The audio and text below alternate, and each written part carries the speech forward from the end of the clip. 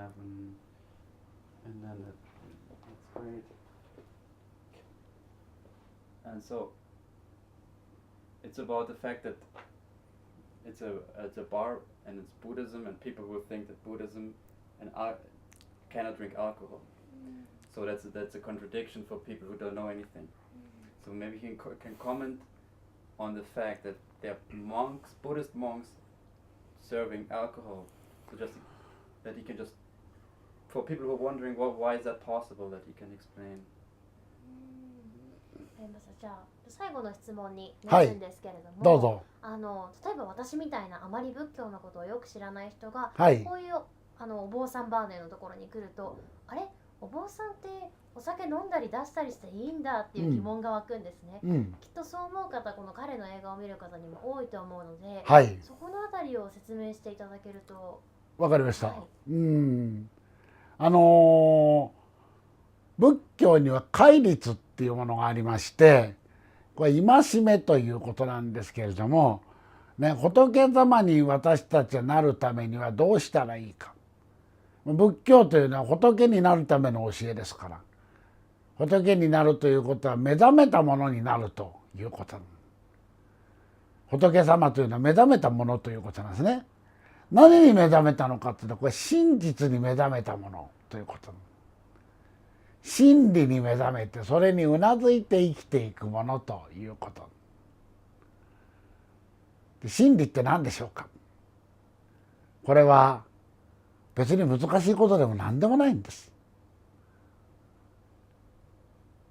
誰でもがうなずけること、証拠を見せてくださいなんて言わなくても、証明してくださいなんて言わなくても、誰でもうなずけることが真理なんです。皆さんお二人ともそうだと思いますが、おとといは元気でした。昨日も元気でした。今日も元気です。明日は分かりません。これ真理ですよね。どうしてって言わないでしょ。証明してください言いませんよね。明日は分かりません。明日も元気でいたいな思いますよ。私は明日仕事で福井に行ってカニ食べるんですよ。ねえ、夜。越前ガニであること願ってますけどね、カナダ産のカニの場合もありますからね、福井で食べてもね、がっかりなる。でも、明日も元気に仕事行くぞ、明日福井へ行くぞ。だけど、分かんない。朝起きたら冷たくなってるかもしれない。これ真理なんですよ。だから真理に目覚めるものになるためには、私たちが普段やってるようなことではダメなん。そのために戒律。この戒めを守って生きていきましょうということがある。その中の一つにおっしゃるように不穏受戒というのがある。特に大事な戒律は5つあるから5回、ね、5つの戒律は5回って言うんですけどね。お酒を飲んではいけません。あるんですよ。お坊さんお酒飲んでるのおかしいじゃないか。ね。でもその時に、じゃあお酒を飲まなければいいんですかと。お釈迦様の時代に、インドですね、今から2500年前に一番の娯楽は酒だった。じゃあ俺は酒飲まない、お釈迦様が酒飲んじゃいけないから。だけどさ、覚醒剤やってたり危険ドラッグやってたりね、あるいはギャンブルばっかりやってた。これ同じなの。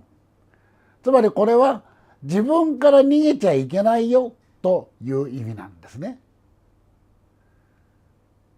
お酒を飲んではいけないというのは自分から逃げちゃいけないよという意味。でもここが大事なんですが、私たちは戒律守れない。戒律守ったら生きていけない。なんでその戒律というのは、殺してはいけない、盗んではいけない、嘘をついてはいけない、いつも相手を尊敬しなくてはいけない、そして、お酒は飲んではいけない、今言いましたが自分から逃げてはいけない。これが一番大事な5つの戒め。でも守れないんね。それは人は殺してないだろうけどさ、私たち自分たちの命をつなぐためにたくさんの命を奪ってます。今日晩ご飯食べました。私もたくさんね。盗む、お店の品物盗んじゃいないだろうけれど、例えばね、愚痴を聞いてもらった人が相手の時間を盗んだことになるし、遅刻をすればこれも人の時間を盗んだことになる。誰かが言ったことをいかにも自分の考えみたいに言うことはよくありますわね。全部盗みです。泥棒です。そして嘘をつくというのはもう私たち日常なんじゃないでしょうか。今日もお寺のお説教によぼよぼのおばあさんがやってきました。しばらくぶりにいらしていただいたんですが、ずいぶんばあさん年食ったなと私はね、手握ってくださったんで、そのしわしわの手でばあちゃんずいぶんじわじわになったなと思いましたけど、私言いましたよ。おばあさん相変わらずお元気でお若い。大嘘ですよね。もう先長でもう長くないんじゃないかと私思ったけど。でもおばあちゃん喜んで「ありがとう先生」ね、帰りました。嘘言っちゃいけないとこれもできなくなる。つまりは私たちは5つの戒めを守れない。じゃあどうしたらいいのか。この答えをちゃんと出してくださってるのが仏教なの。守れなくてごめんなさい。恥ずかしいですと。情けないです。恥ずかしがりながら生きていきなさいという答えなんです。お酒を飲んで生きていく。やっぱ酒飲みたいなと思う時に、ごめんなさい、俺ダメな人間で。酒を飲むな。酒飲んで自分から逃げてたら仏様になれんぞ。真実に目覚めることはできないぞ。そう言われてもすみません。お酒飲みたいような恥ずかしい、情けない、申し訳ないものでございますと頭を下がるものになっているかどうかということだ。大事なのはそっちなのよ。みんな酒飲んでるからいいじゃねえか、酒ぐらいちょっとぐらい飲んだってよとね。だって辛いこといっぱいあるんだもん、酒飲みたいよ。みんなそうでしょ。開き直りか言い訳。殺すんだってそうですよね。そんな言ったって別に人間殺してお巡りさんに捕まってるわけじゃないからいいじゃん。あるいはだってなんか食べなかったら俺たち死んじゃうじゃん。みんな開き直りか言い訳。それをしないでごめんなさい、お恥ずかしいです、情けないです、そう心から思えるものになれば、実はそれが真理に目覚めたということなんだ。真理に目覚めて戒めを守っていく人と同じなんだよと。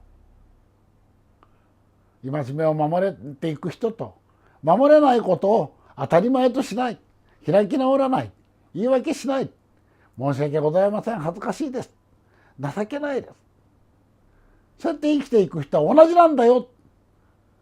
これが仏教で説かれている内容なんですね。だからうちのお店は恥ずかしがりながら酒飲むね、ごめんなさい、すいません思いながらお酒を飲む店なの。